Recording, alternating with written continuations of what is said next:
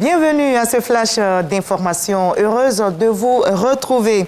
La Côte d'Ivoire vient de disputer sa dernière rencontre des éliminatoires de la CAN 2023 et les éléphants ont battu les crocodiles du Lesotho 1-0 au stade Laurent Pokou de San Pedro. Et notez que ce match compte pour la 6e et dernière journée des éliminatoires de la Coupe d'Afrique des Nations qui aura lieu, je rappelle, dans notre pays du 13 janvier au 11 février 2024. Et justement, le stade Laurent Pokou de San Pedro a refusé du monde aujourd'hui samedi pour ce match Côte d'Ivoire, Lesotho. Personne ne voulait se faire compter cette rencontre. Notez que les 20 000 places ont été prises d'assaut par les supporters. Les tickets et maillots des éléphants se sont arrachés comme de petits pains. À San Pedro, les populations se sont mobilisées autour du ballon rond. Nous rapporte notre reporter sur place, Sam Kouna. Rencontre Côte d'Ivoire-Lesotho au stade Laurent Pokou de San Pedro. Les Pétrussiens, sortis nombreux, ne voulaient pas rater cette occasion.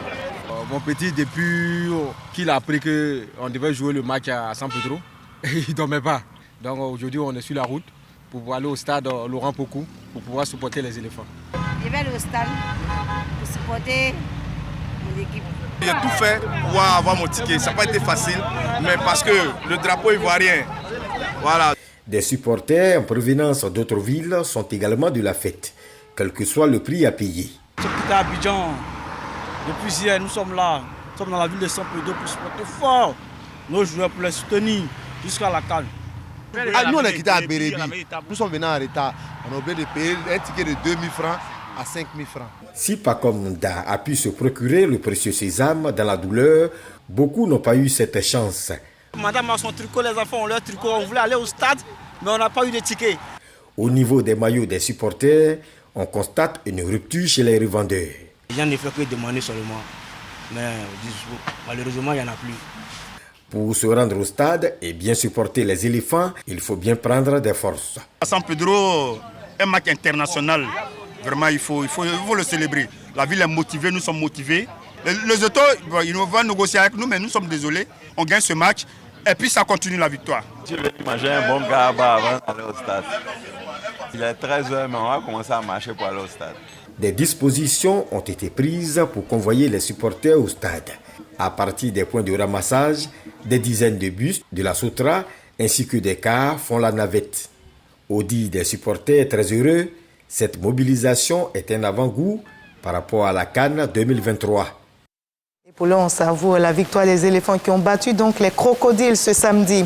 Plus loin, l'Italie réussit son entrée en lice dans la Coupe du monde de rugby 2023. À Saint-Étienne, la squadre Azura a dominé la Namibie 52-8 avec le bonus offensif. Les Italiens ont parfaitement débuté ce match grâce à 2 essais coup sur coup signé Lorenzo à la 11e minute. Et la Namibie a répliqué en inscrivant son seul essai de la rencontre à la 21e minute. Cette victoire bonifiée permet ainsi à l'Italie de prendre les commandes de la poule A devant la France et la Nouvelle-Zélande. Et ici en Côte d'Ivoire, la scène politique se prépare activement pour la formation de la Chambre haute. Dans le cadre donc de l'élection des sénateurs du 16 septembre prochain, la commission électorale indépendante a procédé à la remise des supports de communication électoraux aux candidats.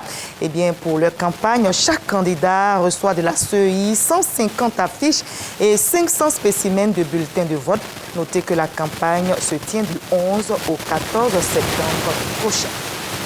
Et malheureusement, la terre qui a tremblé dans le centre du Maroc, dans la région de Marrakech, la nuit dernière, le séisme de magnitude 6,8 selon l'Institut de géophysique américain a frappé cette partie du pays dans la nuit du vendredi au samedi 9 septembre. Et le nombre de victimes est en constante augmentation. D'importants dégâts sont signalés. Le dernier bilan des autorités marocaines fait état d'au moins 1037 morts selon le ministère de l'Intérieur. Un bilan qui pourrait augmenter malheureusement.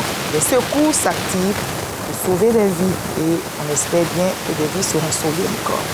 Nous sommes samedi et nous aurons bien sûr la page culture. Notre invité est Fatou Keïta, prix national d'excellence 2023 pour la littérature. et les arts. Et elle fait partie des 83 lauréats distingués par le président de la République.